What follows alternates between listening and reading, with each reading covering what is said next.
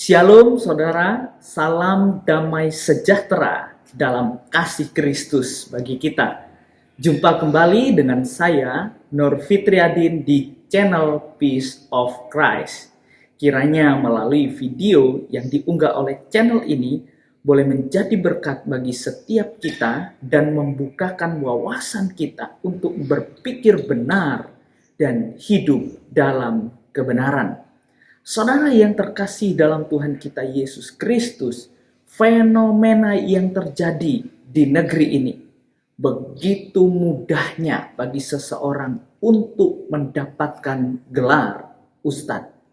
Ada beberapa orang yang mu'alaf dan tiba-tiba mendapatkan gelar ustadz dan mengajar dengan pengetahuan yang minim dan dangkal di kepercayaan yang baru. Apa yang mereka ajarkan yaitu tidak lain memutarbalikkan ajaran yang lama untuk mendukung ajaran yang baru karena tidak ada bahan dan isi di dalamnya hanyalah ujaran kebencian dan penyesatan. Nah, saudara, saya sependapat dengan apa yang dikatakan oleh Denny Siregar. Mari kita perhatikan video ini. Beberapa waktu ini viral beberapa ustadz mu'alaf yang memberikan ceramah dan diupload ke media sosial. Mereka disebut mu'alaf karena pindah agama dari agama A ke agama B. Sebagai orang yang mengenal agama baru, seharusnya si mu'alaf ini di agama apapun mulai belajar menggali ilmu supaya semakin cerdas dan berwawasan. Lucunya fenomena belakangan ini, si mu'alaf yang seharusnya belajar malah didaulat untuk mengajar. Mereka kemudian disebut ustadz yang kalau diartikan bermakna pendidik atau pengajar. Si mu'alafnya mau lagi. Bukannya merasa rendah diri dan bilang, maaf, saya harus banyak belajar.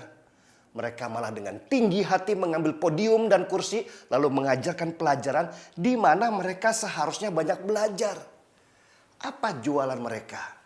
Ya pasti menjelek-jelekan agama sebelumnya yang mereka anut.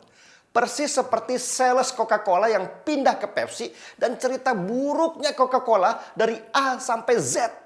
Mereka harus jualan kejelekan-kejelekan itu karena memang tidak ada ilmu yang bisa mereka ajarkan. Akhirnya mereka menggali-gali. Apa ya yang harus gua tonjolkan? Gua cerdas kagak, bego iya. Enaknya jualan keburukan. Pasti ada yang beli karena bad news is a good news. Dan sebagai aksesori tambahan, si mu'alaf itu kemudian mengarang cerita dan menambahkan gelar. Ada yang bilang pernah sekolah sampai S3 di Vatikan lah. Padahal mana ada sekolah di Vatikan. Ada yang bilang dulu pernah sekolah teologi sampai selesai. Nggak lama ada yang bongkar kalau dia sekolah saja tidak usai. Gelar-gelar dan cerita bombastis itu harus ada. Namanya sales. Kalau nggak ada gituan, siapa yang mau ngundang? Dan sesudah gelar ditambahkan, lalu ganti pakaian dengan nuansa ke Arab-Araban. Harus ada gitunya, soalnya di negara berflower ini Arab identik dengan Islam. Jadi harus pakai gamis putih, terus sorban, jenggot pelihara sedikit, belajar cengkok Arab, dan hafalkan 1-2 ayat tentang sabar dan ikhlas. Jadi deh, ustadz, mirip tahu bulat yang digoreng dadakan. Dan seperti hukum pasar, ada aja pembelinya. Pembelinya ya mereka yang juga baru belajar agama, tapi sudah merasa paling beriman. Lucu memang, yang ngajar bodoh, yang dengerin juga bodoh. Akhirnya yang diceritakan adalah kebodohan-kebodohan. Gak ada ilmu yang bertambah. Mereka saling berkhayal bahwa dirinya adalah yang paling benar dan semua di sekitarnya salah. Kalau kata generasi milenial, pembicara dan jamaahnya halu semua. Aneh memang. Bagaimana seorang karateka sabuk putih bisa dapat ilmu dari seorang karateka sabuk putih juga? Mereka sama-sama sedang belajar. Dan fenomena ini sudah ada sejak lama. Ada yang namanya Yahya Waloni, ada Felix Xiao, ada Irene Handono yang ngaku dulunya biarawati dan sekarang muncul yang namanya Bangun Samudra. Selain nama-nama itu, di akar rumput juga ada beberapa, tapi belum dikenal. Mereka sedang meniti karir dengan menambah jam terbang supaya harganya semakin mahal. Kenapa orang-orang ini eksis? Karena Indonesia sangat liberal dalam hal pengajar agama, khususnya Islam. Tidak ada lembaga khusus untuk sertifikasi pengajar. Semua bebas untuk mengajar dan menyampaikan pemikiran agama. Beda dengan banyak negara muslim lainnya yang bahkan untuk ceramah di hari Jumat pun sudah diarahkan supaya umat tidak kebingungan dengan perbedaan tafsir. Dan ini adalah bom waktu ke depan. Para ustadz mu'alaf dan ustadz baru belajar itu sedang menanamkan kebodohan dalam benak jamaahnya.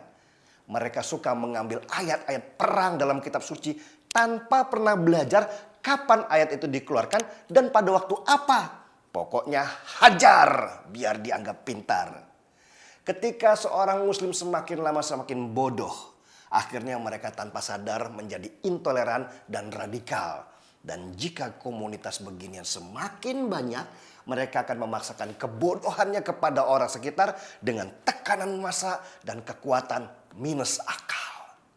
Indonesia kalau tidak segera membenahi dirinya mulai sekarang, kelak akan menuai apa yang mereka tanam.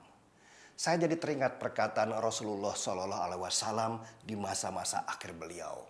Umatku akan banyak di akhir zaman, tapi mereka seperti buih di lautan.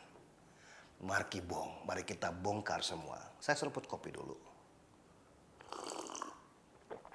Saudara yang terkasih dalam Tuhan kita Yesus Kristus, apa kata firman Tuhan? Di dalam 1 Timotius 4 ayat yang ke-16 dituliskan demikian firman Tuhan. Awasilah dirimu sendiri dan awasilah ajaranmu. Bertekunlah dalam semuanya itu, karena dengan berbuat demikian engkau akan menyelamatkan dirimu dan semua orang yang mendengar engkau. Mari saudara, kita belajar. Sebelum kita mengajarkan sesuatu kepada orang lain, dalamilah terlebih dahulu, pelajarilah dengan baik, baru mengajar. Bukan hanya hal yang instan, tetapi didapatkan dengan belajar, dan belajar.